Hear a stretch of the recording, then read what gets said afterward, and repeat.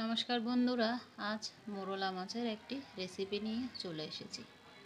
শীতকালে এইসব ধরনের ছোট মাছগুলোই খেতে বেশি ভালো লাগে। মোরলা মাছগুলো বড় ছিল, তাই আলু দিয়ে রান্না করলাম।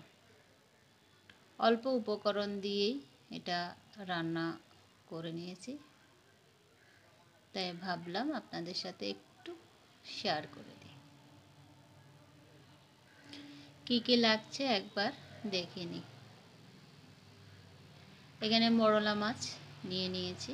মোরলা মাছগুলো ধুয়ে আমি জল ঝরিয়ে নিয়েছি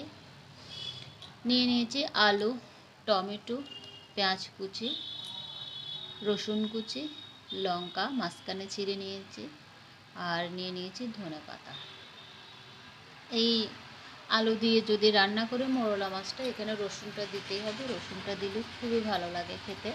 এখানে আমি ছোট রসুন নিয়েছি, 6 থেকে 7 কোষ কুচি করে নিয়েছি। প্রথমে মাছগুলো ভেজে নিচ্ছি।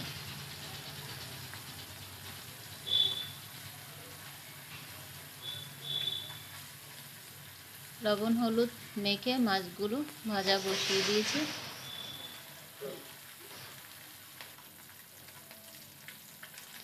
শীতকালেই ছোট মাছগুলো খেতে বেশি ভালো লাগে। গরমকালে তেমন আনেও না, গরমকালে তেমন খাওয়া হয় না। শীতকালে এই ছোট মাছগুলো বেশি খাওয়া হয়। মাছগুলো ভাজা হয়েছে, এখন নামিয়ে নেব। কড়াইতে যে তেলটা আছে তার মধ্যে আমি পেঁয়াজ কুচি, রসুন কুচি আর লঙ্কা দিয়ে দিলাম। লঙ্কাটা আমি আমার স্বাদ মতন দিয়েছি। একটু করে লবণ দিয়ে দিলাম, এতে পেঁয়াজটা তাড়াতাড়ি নরম হয়ে যাবে। পেঁয়াজটা বেশি ভাজবো না, পেঁয়াজটা হালকা ভেজে নেব।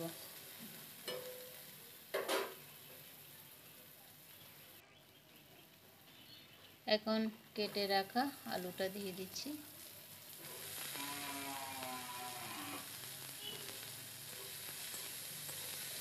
এই ছোট মাছ দিয়ে আলু দিয়ে যদি এভাবে রান্না করি তাহলে খেতে খুবই ভালো হয়।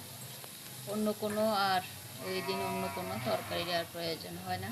এই একটা তরকারি দিয়ে ভাত খাওয়া হয়ে যায়। আলুটা ভেজে নিয়েছি পেঁয়াজের সাথে। এখন দিয়ে দিচ্ছি টমেটো। হলুদ গুঁড়ো দিয়ে দেব। এখানে জিরের গুঁড়ো, মশলার গুঁড়ো কোনো কিছুরই দেওয়ার প্রয়োজন নেই। এরপরও আমি সামান্য পরিমাণে জিরের গুঁড়ো দিয়ে দিয়েছি। আদাও দেব না, সামান্য পরিমাণে জিরের গুঁড়ো দিয়ে দিয়েছি। এখন জলও দেব না, এখন একটু ভেজে নেব।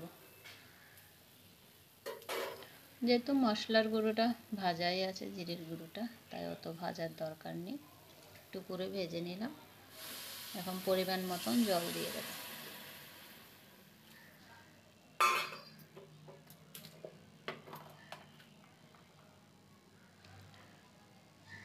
পরিমাণ মতন লবণ দিয়ে দিলাম।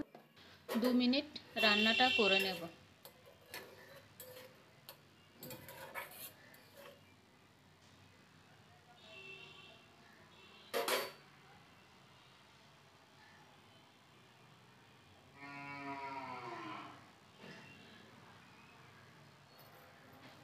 দু মিনিট পর চলে আসলাম। এখন ভেজে রাখা মাছগুলো দিয়ে দিয়েছি।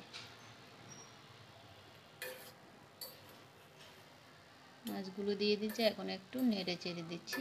আরও 3 থেকে 4 মিনিট রান্না করে নেব।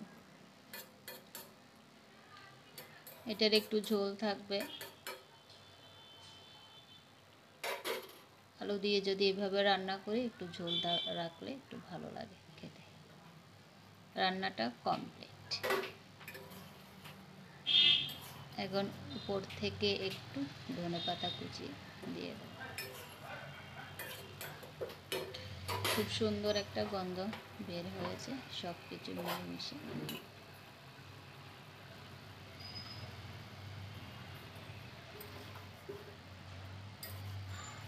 আশা করি তোমাদের কাছে আজকের এই মোরলা মাছের রেসিপি ভালোই লাগবে। একদম কম মশলা দিয়ে রান্না হয়েছে। ভালো লাগলে লাইক, কমেন্ট, শেয়ার করতে ভুলবে না।